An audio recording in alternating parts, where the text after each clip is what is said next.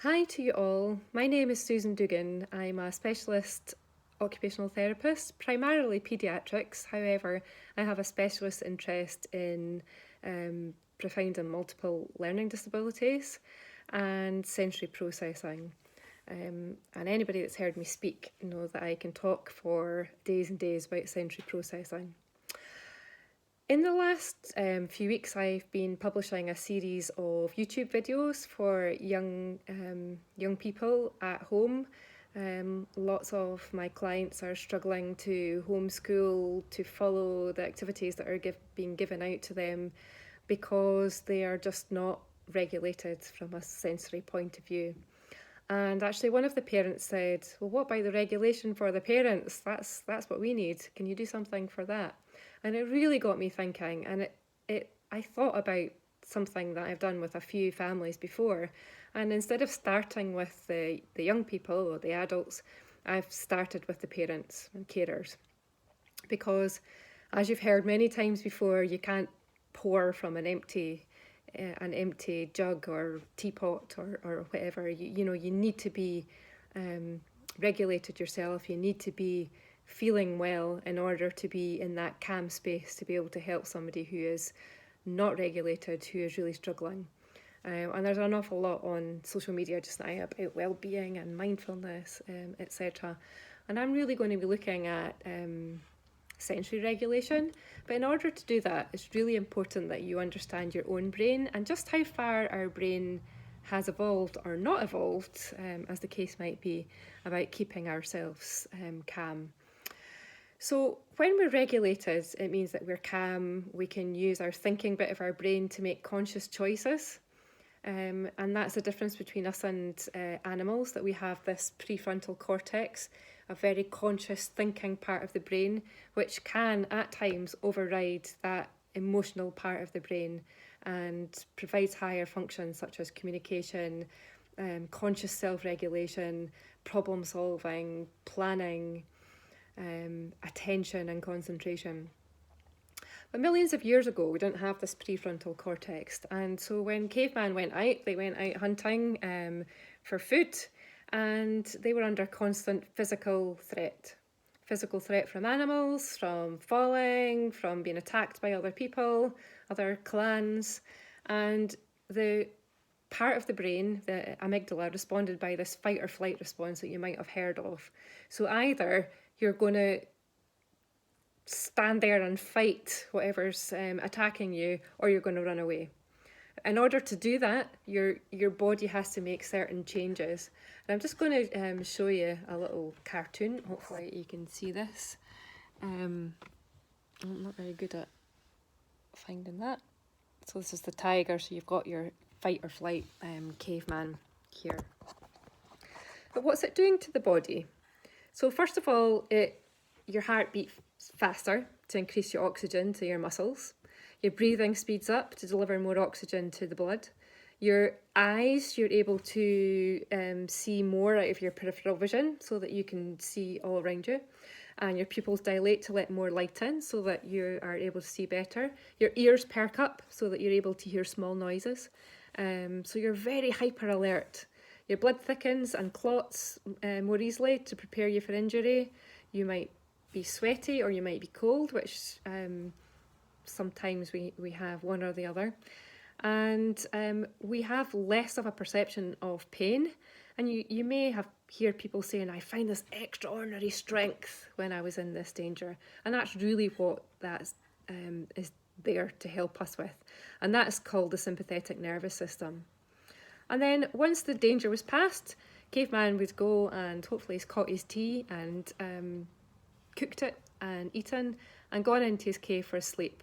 And that was a very important part of that, because to balance up that stress response, you had that rest and digest response called the parasympathetic nervous system. You don't need to remember the names of these, but just to know that you've got two systems. You need that fight or flight because sometimes we do need to be a little bit stressed to get things done, but we also need to be able to have this other system. And it's that other system that we need to work on, that we are not doing well in today's society. So when faced with that situation, we do have two systems, so the information goes to that thinking part of the brain, and it also goes to that more emotional part of the brain. And there are times that the thinking part is able to think that through. So for example, if you saw a shadow further down the street and you thought somebody was going to jump out on you, and then so you were already starting to get ready for running away or fighting, and then when you got closer, your brain realised actually, oh, that was the shadow of the tree. That's okay. However, there are times where your brain is tricked into thinking that you're in danger, and it's easily tricked. And so therefore, on a day-to-day basis, although we are not being physically attacked by a tiger, because let's face it, that's not really going to be happening unless you're a zookeeper, and even then, the potential for being attacked even is very small. However, our brain right now feels like it's being attacked a lot. We are being subjected to so much overstimulation that our brain is in this constant fight or flight response. And the more it is being triggered, the faster it will trigger the next time. Now, living in a family with PMLD, you are likely to be getting overstimulated on a daily basis, because the very behaviours that your child is displaying, not because they are challenging, but because that's all they have to be able to self-regulate. So they might be rocking or have fast stimming, flapping, rocking, screaming, crying, lashing out type behaviours, which to us are very alerting. To them, it's an attempt to communicate or to regulate their system. And it can be quite difficult for our brains to use that thinking bit, because we may, in the moment, remember it's in the moment, our brain perceives that as danger. Even though it's your child and they're not trying to hurt you, the brain still feels like it's being attacked. So understanding that we have that response and that we need to try and trigger the other response, that rest or digest response, is the very first strategy to helping us to be able to help our children. Because some very quick strategies, and I'm not saying that there's much time to put these strategies in, because I completely appreciate that your days are full on, they are 24/7, that just going to the toilet on your own can be very difficult just to get there. So I'm not saying this is easy, but if you understand that that fight or flight response is being triggered, and it is not then going to be able to help you to be as calm as you could be with the behaviours that your child is displaying. So in part 2, we will explore how, or some strategies on how to trigger that parasympathetic nervous system.